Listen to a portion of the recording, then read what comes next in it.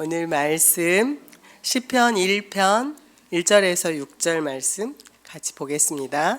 복 있는 사람은 악인들의 꾀를 따르지 아니하며 죄인들의 길에 서지 아니하며 오만한 자들의 자리에 앉지 아니하고 오직 여호와의 율법을 즐거워하여 그의 율법을 주야로 묵상하는도다.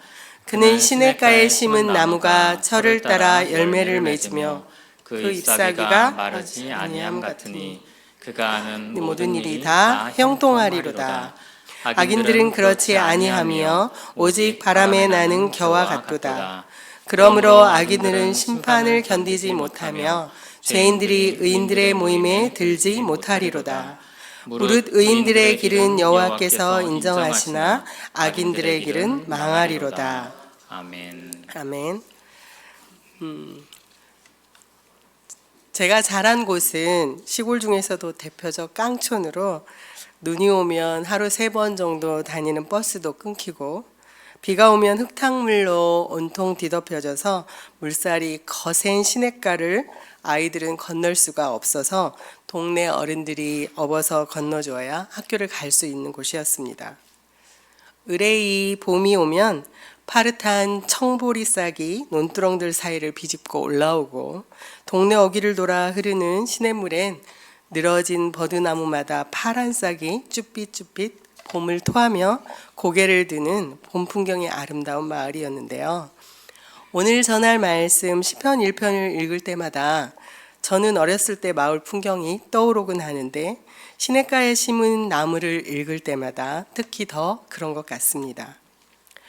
폭우로 흙탕물이 넘친 냇가를 건널 땐 버드나무 가지를 잡고 건널 수 있었고 무더운 여름 한낮 땡볕엔 시원한 그늘을 드리워주는 나무 밑에서 차가운 물에 발을 담그고 고동도 잡고 또 친구들과 물놀이를 하며 놀 수 있었고 또 추운 겨울이면 하얀 눈을 뒤집어 쓰고 있는 나무를 보고 겨울방학 숙제 그림을 그릴 수 있었고 가뭄에 동네 어르신들 속이 타들어가고 물이 다 말라가도 그때도 시냇가 버드나무는 파란 잎으로 그늘을 드리우고 그 자리를 한결같이 지키고 서 있던 추억이 떠오르기 때문인 것 같습니다.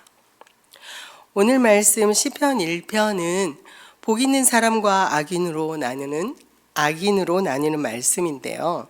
시편 1편은 150편의 시편 중에 서론과 같은 역할을 하는 지혜시로 의인과 악인의 삶을 대조함으로 하나님 앞에서 참된 복이 무엇인가를 말씀하고 있습니다. 인생에는 두 갈래의 길, 의인의 길과 악인의 길이 있다고 합니다. 1절부터 3절까지는 의인의 삶, 즉 복 있는 사람은 악인들의 꾀를 따르지 아니하며 죄인의 길에 서지 아니하며 오만한 자들의 자리에 앉지 아니한다라고 말하는데 이 말씀은 따르고 서고 앉는다는 죄에 무섭게 파고드는 영향력에 대해 경계하는 말씀입니다. 반면 복 있는 사람, 의인은 오직 여호와의 율법을 즐거워하며 주야로 묵상하며 그의 삶은 시냇가에 심은 나무처럼 철을 따라 열매를 맺고 잎사귀가 마르지 않으며 형통한 삶을 산다라고 말씀함으로써 어떠한 상황 속에서도 푸르름을 잃지 않고 활기찬 생명력을 지니고 있음을 말합니다. 4절부터 6절까지는 악인의 삶과 결말로 악인은 바람에 나는 겨와 같다고 합니다. 이는 가볍고 뿌리가 없으며 쉽게 흩어지는 존재를 의미합니다. 여기서 말하는 겨는 곡식의 껍질을 통틀어 이르는 말인데요. 연세가 있으신 권사님이나 장로님들은 좀 본 경우가 있을 것 같아요. 곡식의 겉을 벗긴 것은 겉겨, 그 안을 다시 벗긴 부드러운 부분은 속겨로 구분해 부르기도 합니다. 제가 어렸을 때는 겉겨는 화력도 좋고 오래 타서 연료로도 쓰고 또 베개 속을 채우기도 하고 또 밤늦게까지 마당 한가운데 모기나 벌레를 쫓는 불로 저녁 내내 태우곤 했습니다. 속겨는 곡식의 겉겨가 벗겨진 다음에 나온 고운 겨로 밀가루처럼 너무 고와서 바람만 조금 불어도 먼지인지 뭔지 모르게 날려서 흔적도 없이 사라지고 남아있지 않습니다. 이처럼 악인은 심판을 견디지 못하고 실체도 없이 사라지는 존재라고 말합니다. 나무로 빗대어 보면 악인의 삶은 뿌리 뽑힌 나무와 같습니다. 뿌리가 뽑힌 나무는 그 어떤 생명력도 가질 수가 없기 때문입니다. 시간이 지날수록 말라 죽고 맙니다. 그러니 이런 악인의 삶에서도 아무것도 기대할 수가 없을 것입니다. 악인들은 오늘 말씀에서처럼 죄를 따라가고 그 죄에 주저앉아 버린 삶을 살아서 마침내 겨와 같이 사라져 버리는 인생입니다. 그렇기 때문에 그들은 세상에 온 생각과 마음을 다 쏟아버려 부와 명예, 권력, 성공을 쫓아가는 것에 그들의 눈을 맞추고 마음속 깊이 자리를 잡고 더 큰 욕망과 목마름에 사로잡혀 멈추지 못하는 삶을 살게 됩니다. 바닷물을 마신 것과 같이 더 큰 갈증으로 살아가는 이런 악인들의 인생을 생각해 볼 때 허무할 뿐입니다. 마지막 절은 두 길의 결론을 보여주는데요. 의인의 길은 여호와께서 인정하시고 보호하시지만 악인의 길은 망한다라고 선포함으로써 영원한 심판의 결과를 단호하게 선언하고 있습니다. 우리는 복을 말할 때 보통 건강, 자녀의 형통, 사업의 번창, 노후의 안락과 평안을 떠올립니다. 그런데 성경은 복을 환경에나 풍요함이나 세상의 안목으로 바라보지 않습니다. 성경에서 복 있는 사람 하면 떠오르는 사람이 아브라함일 것입니다. 창세기 12장 2절에서 내가 너로 큰 민족을 이루고 내게 복을 주어 내 이름을 창대하게 하리니 너는 복이 될지라. 이어 3절에서도 땅의 모든 민족이 너로 말미암아 복을 얻을 것이라고 말씀합니다. 아브라함에게 약속하신 복은 하나님과의 관계, 언약 안으로 들어가 존재가 변화됨을 의미합니다. 창세기 12장 13장을 보면 너로 복이 되게 하겠다라고 하신 하나님 말씀 이후 아브라함은 하나님 말씀을 따라갔고 그가 도착한 곳에 제단을 쌓았고 여호와 하나님을 믿고 순종하며 복이 되고 복의 통로로 존재가 변화된 존재가 변화가 일어난 아브라함을 볼 수가 있습니다. 아브라함은 아직 거대한 땅도 눈에 보이는 성취도 없었지만 복된 사람이 되었습니다. 하나님이 주시는 가장 큰 복은 하나님 자신입니다. 그분과 함께 걷는 삶, 그분의 말씀에 순종하는 삶, 머무는 자리마다 예배를 세우는 삶이야말로 참된 복의 삶이자 자리입니다. 아브라함이 바로 그런 사람입니다. 반면 이스라엘은 약속의 땅, 젖과 꿀이 흐르는 약속의 그 땅에 거하면서도 복을 제대로 누리지 못했습니다. 그 이유는 하나님과의 관계가 무너졌을 뿐 아니라 하나님으로부터 멀어졌기 때문입니다. 무엇이 이들을 하나님으로부터 멀어지게 했을까요? 여호수아 24장 15절에서 16절 말씀을 함께 읽겠습니다. 만일 여호와를 섬기는 것이 너희에게 좋지 않게 보이거든 너희 조상들이 강 저쪽에서 섬기던 신들이든지 또는 너희가 거주하는 땅에 있는 아모리 족속의 신들이든지 너희가 섬길 자를 오늘 택하라. 오직 나와 내 집은 여호와를 섬기겠노라 하니 백성이 대답하여 이르되 우리가 결단코 여호와를 버리고 다른 신들을 섬기기를 하지 아니하오리니. 아멘. 이스라엘 백성들은 이렇게 맹세했습니다. 그러나 백성들은 입술로는 결단코 여호와를 버리지 않겠습니다라고 말했지만 삶으로는 순종하지 못했습니다. 여호수아의 죽음 이후 그들은 영적 암흑기로 떨어지고 말았습니다. 그 당시 이스라엘 백성들이 가나안 땅에 들어가자 가나안 땅에는 토착민인 가나안 부족의 신인 많은 이방신들이 있었습니다. 일찍이 여호와께서는 이방 민족을 멸하라고 말씀하셨는데요. 시편 106편 34절에서 38절 말씀을 함께 읽겠습니다. 그들은 여호와께서 멸하라고 말씀하신 그 이방 민족을 멸하지 아니하고 그 이방 나라들과 섞여서 그들의 행위를 배우며 그들의 우상들을 섬김으로 그것들이 그들의 올무가 되었도다. 그들이 그들의 자녀를 악귀들에게 희생 제물로 바쳤도다. 무죄한 피 곧 그들의 자녀들의 피를 흘려 가나안의 우상들에게 제사함으로 그 땅이 피로 더러워졌도다. 이스라엘 백성들은 가나안 땅에 들어간 후 여호와께서 말씀하신 이방 민족을 멸하지 않고 오히려 그들과 그들의 신들에게 스며들고 말았습니다. 그들은 여호와가 그들의 유일하신 하나님으로 마음을 다하고 뜻을 다하여 힘을 다하여 내 하나님 여호와를 사랑하라 라고 하신 말씀을 떠났습니다. 그들은 도리어 자녀들을 악귀들에게 희생 제물로 바쳐서 자녀의 피를 흘려 가나안 우상들에게 제사를 드렸습니다. 이것은 무엇을 의미하는 것일까요? 이스라엘 백성들은 가나안 땅에 들어가 복 있는 의인들의 삶을 산 것이 아니라 악인들이 쫓는 죄인의 삶을 따라가는 삶을 살아가게 되었다는 것입니다. 몰렉이라는 말은 바알 왕이란 뜻입니다. 풍요의 신 바알은 가나안 신화에서 비, 풍작, 풍요, 번영을 관장하는 신으로 가나안 농경 사회에서 풍년과 다산을 얻기 위해서 숭배된 신입니다. 가나안 최고의 왕, 우상 중에 우상입니다. 이스라엘 백성이 요단을 건너 가나안에 입성했을 때 가나안 땅에는 만신전이라는 곳이 있었습니다.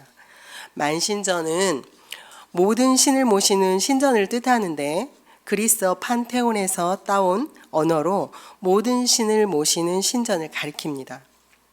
이 만신전에는 서열 52부터 시작해서 1위까지 신을 모시는 곳이었다고 합니다.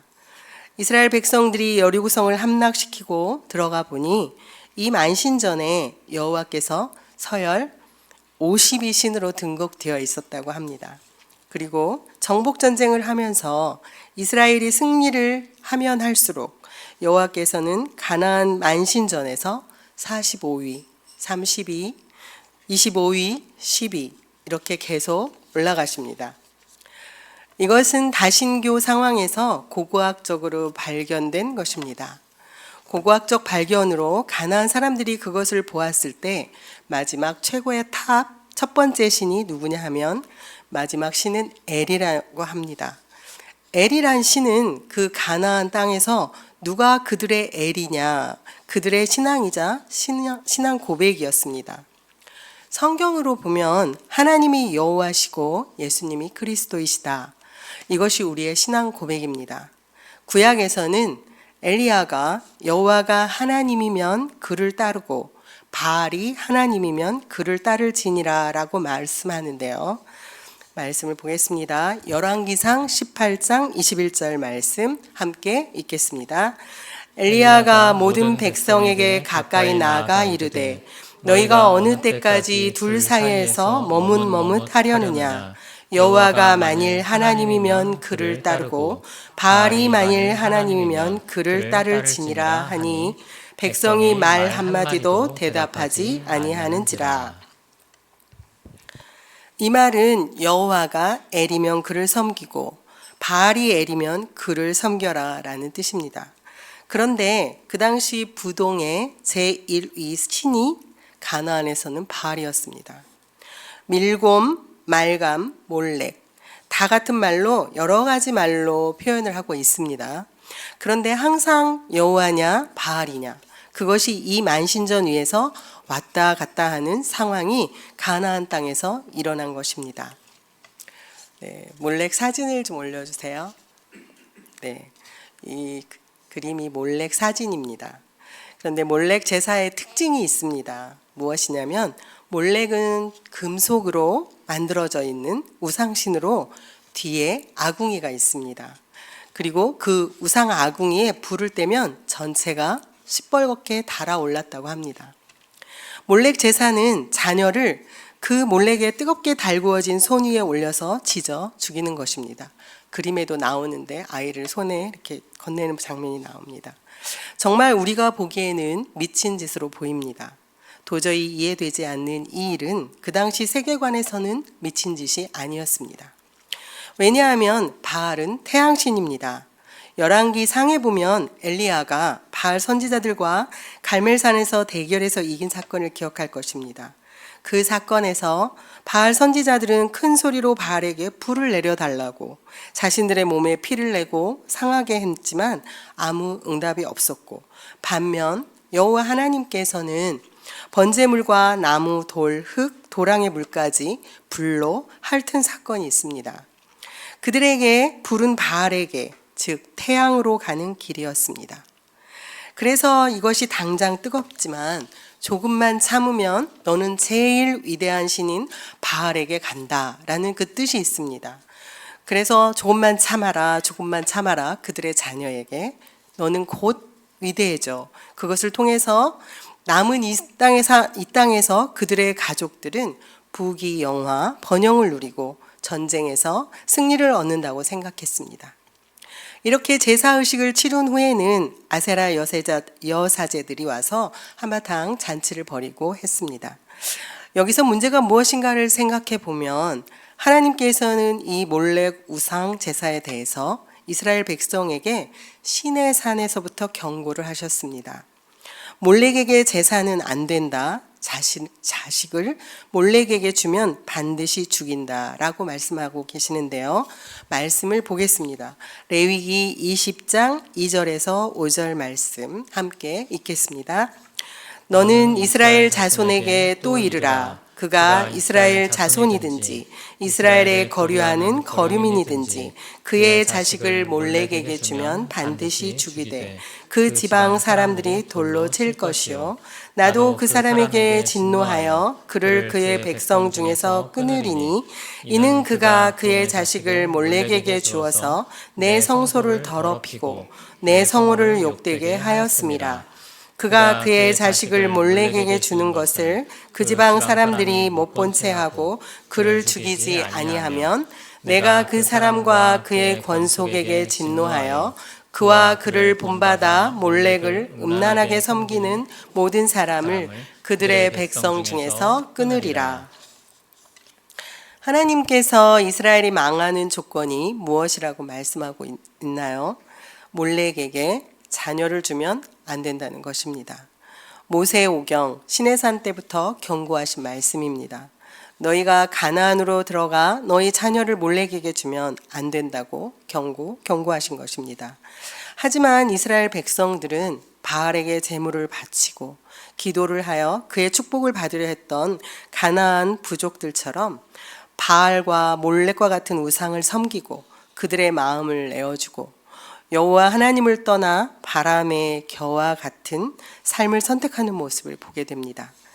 아마도 바알과 몰렉에게 간 이스라엘 사람들 생각에는 척박하고 가뭄에 먼지만 날리는 땅에 비를 내리고 풍요하게 삶을 살 수 있게 해주고 또 많은 자손을 줄 수 있다고 믿는 몰렉을 섬기는 것이 복된 인생이라고 생각했을 것입니다. 그런데 무엇이 진짜 복일까요? 무엇이 진짜 복 있는 사람일까요? 좋은 환경, 풍요로운 삶, 아니면 사람들의 안정과 성공 이런 것들일까요? 오늘 우리 역시 같은 갈림길 앞에 서 있습니다. 우리 역시 그 복이 복된 삶이 무엇인지 깊이 생각해 보아야 합니다. 아브라함처럼 똑같지 않아도 됩니다. 중요한 것은 떠나라 하실 때 떠나고 멈추라 하실 때 멈추며 삶의 자리에서 예배의 제단을 쌓는 것입니다. 우리는 복이 되는 사람으로 하나님의 언약 안에 거하는 삶, 그 관계를 끝까지 붙드는 삶으로 살아가야 합니다. 오늘 말씀 제목 시냇가에 심긴 나무처럼 우리는 은혜로 심겨진 존재, 스스로 자리를 선택한 것이 아니라 하나님에 의해 옮겨 심겨진 존재입니다. 그 마음 한가운데 사철 푸른 생명력을 가진 복된 존재입니다. 오늘 말씀을 통해 시냇가에 심긴 나무처럼 복 있는 성도들의 삶을 세 가지로 살펴보도록 하겠습니다. 첫 번째로 복 있는 사람은 시냇가에 심은 나무처럼 하나님께로부터 충분한 은혜를 공급받는 사람입니다. 오늘 본문에 보면 복 있는 사람을 시냇가에 심은 나무라고 표현하는데, 나무가 건강하게 자라려면 물이 필요합니다. 물이 부족하면 잎사귀가 바짝 마르고 열매도 맺지 못합니다. 결국에는 천천히 말라서 죽게 됩니다. 그런데 시냇가에 심긴 나무는 혹독한 가뭄에도 물을 걱정할 필요가 없습니다. 이스라엘에 가뭄이 오면 들판의 모든 식물과 나무들이 말라 죽고 땅이 쩍쩍 갈라지는 건기를 보게 된다고 합니다. 이때는 시냇가조차도 언제 물이 흘렀었나 할 정도로 가물어 메말라 있는데, 시냇가에 심긴 나무들은 혹독한 가뭄에도 물을 걱정할 필요가 없이 푸른 잎을 띠고 있습니다. 그것은 땅속 깊이 박힌 뿌리를 통해서 필요한 물을 충분히 빨아들이기 때문입니다. 시냇가에 심긴 나무는 외부 환경이 변해도 뿌리가 물을 향해 깊이 내려가 있기 때문에 마르지 않습니다. 그래서 극심한 가뭄에도 물과 풍부한 영양분을 공급받아 푸른 잎을 띠게 되는 것입니다. 마찬가지로 신자는 시냇가에 심은 나무처럼 생명의 근원이신 예수 그리스도 안에 뿌리 내려 살아가야 합니다. 예수님께서도 나는 포도나무요 너희는 가지니라고 말씀하셨습니다. 우리는 그리스도 안에 붙어 있으면 생명력을 끊임없이 공급받아 사철 푸르른 나뭇잎처럼 주변에 쉴만한 그늘을 들이우게 됩니다. 또 복 있는 사람은 시냇가에 심긴 나무처럼 겉으로 보기에는 화려한 세상 것들의 나무처럼 겉으로 보이는 화려한 세상 것들의 뿌리를 내리는 것이 아니라 예수님께 믿음의 뿌리를 깊이 내리고 생명의 영양분을 공급받는 사람입니다. 또 두 번째로 복 있는 사람은 철을 따라 열매를 맺는 나무처럼 탐스러운 삶의 열매를 맺는 사람입니다. 나무의 생명력은 열매로 증명됩니다. 때가 되어 탐스러운 열매를 맺는 나무는 농부에게 큰 기쁨을 줍니다. 시냇가에 심긴 나무는 때가 되면 반드시 열매를 맺습니다. 이 나무는 충분히 영양분을 공급받아 자라 보통 1년에 한 번 열매를 맺는 나무들과 달리 철마다 달콤한 열매를 맺어 농부에게 커다란 기쁨이 된다는 것입니다. 그는 시냇가에 심은 나무처럼 좋은 신앙의 열매가 맺힙니다. 변화가 일어납니다. 말이 변하고 행동이 변합니다. 감사가 넘치고 겸손해집니다. 인격이 성숙해지는 것입니다. 성령의 열매가 풍성하게 나타나게 되는 것입니다. 그는 삶을 통해 예수 그리스도의 흔적을 뚜렷하게 드러내게 될 것입니다. 하나님의 뜻에 따라 자신보다 공동체와 이웃을 먼저 생각하고 나눔을 통해 가치 있는 성도의 삶을 보여주는 형통한 삶을 살게 될 것입니다. 이것이 복 있는 사람의 모습이라고 할 수 있습니다. 세 번째로 복 있는 사람은 마르지 않는 잎사귀를 가진 것처럼 그 안에 끊임없는 생명력을 가지고 있습니다. 시냇가에 심은 나무는 그 잎사귀가 마르지 않습니다. 타는 듯한 가뭄이 오고 비가 내리지 않아도 상관이 없습니다. 바깥 환경에 흔들리지 않기 때문입니다. 가뭄 속에서도 마르지 않고 늘 푸르름을 유지하며 생명력을 뽐내는 것입니다. 왜 그럴까요? 시냇가에 뿌리 내리고 있기 때문입니다. 그 근원이 생명수에 맞닿아 있으니 언제든지 물을 마시고 힘을 얻으면 되기 때문입니다.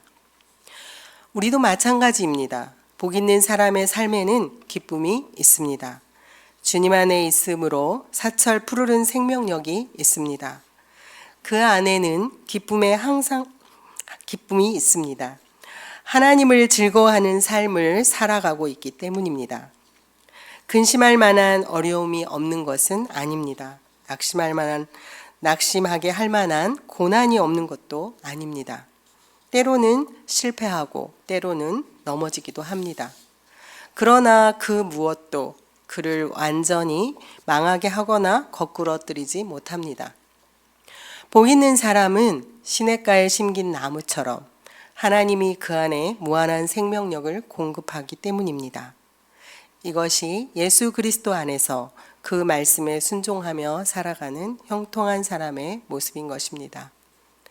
예수를 믿고 그의 말씀 안에 거하는 삶, 그리스도 안에 있는 충만한 은혜가 우리의 삶을 풍요롭게 만들어주는 삶, 그리고 때를 따라 주님께서 받으실 만한 풍성한 열매를 맺게 하시는 삶, 그것이 복 있는 삶입니다. 여기 계신 성도님들 모두 시냇가에 심긴 나무처럼 폭풍 속에서도 푸르게 무성한 잎을 들이우고 가뭄 속에서도 마르지 않으며 꽃이 좋아 향기가 나고 계절마다 탐스런 열매를 많이 맺는 복된 형통의 삶을 사시기 바랍니다. 우리 모두 영원한 생명이신 예수님께 튼실한 뿌리를 내리고 어떤 아픔과 고난이 와도 흔들리지 않고 소망을 가지고 살아가는 복 있는 사람 되시길 축원합니다.